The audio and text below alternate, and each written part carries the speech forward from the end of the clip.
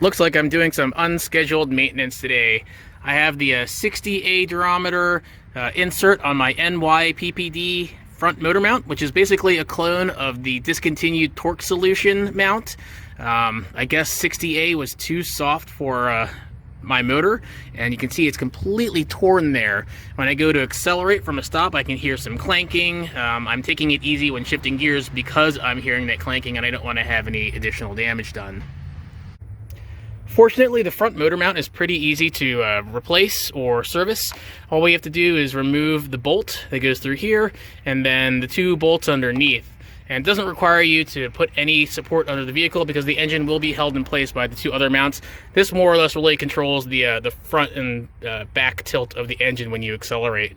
So I've got a 19mm socket on the right bolt head right over here, and I'm going to break it free with my breaker bar, and then I'll follow it up with a socket wrench.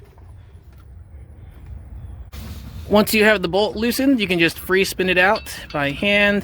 So you can see there's basically no tension on it because it's the engine's not resting on this mount at all.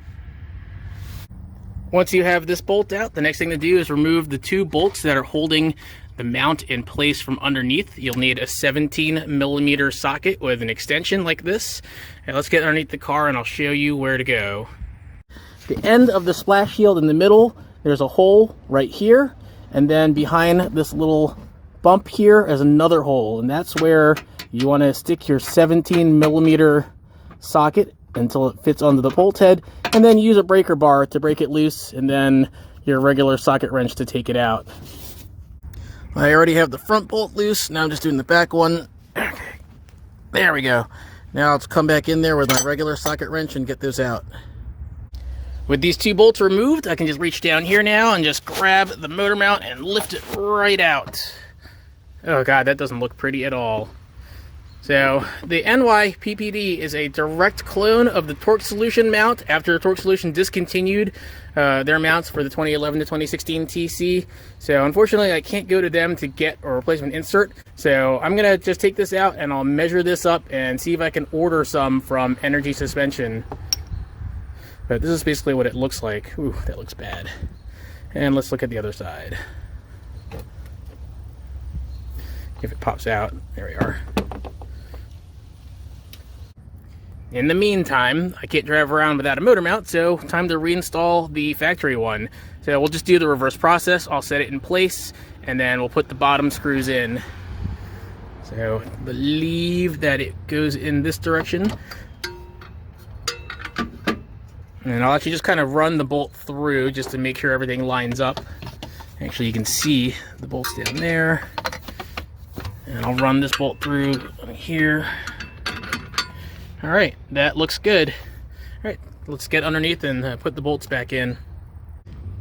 Getting this initially threaded into the bottom of the motor mount is a little tricky, but once you get it in, just hand tighten it and then use your torque wrench to tighten it to 38 foot-pounds.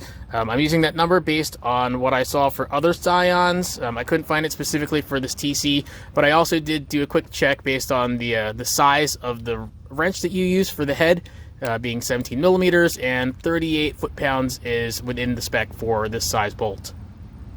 Got the rear one in, and doing the front one now, and perfect, 38 foot-pounds. Last but not least, we just take this piece here, put it on the end of the bolt, and when you tighten it down, there's a little tab right there that this is going to hit against, and that'll keep this from spinning as you tighten this down.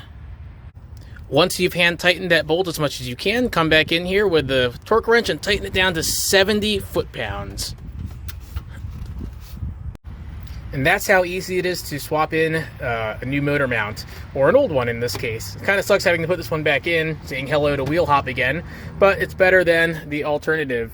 Now I'm going to go ahead and go to Energy Suspension's website because they do have some universal ones. You just have to provide the measurements and then you can order them. And I'll find the one that fits this mount. And then I'll do another video for that with all the information, but it's going to snow tomorrow, so even if I do get that piece ordered and here, I don't know when I'll have time to install it, so it might be a little while for that video. I might luck out, I might have access to a garage. If I do, I will have that video up as soon as I can. Thanks for watching.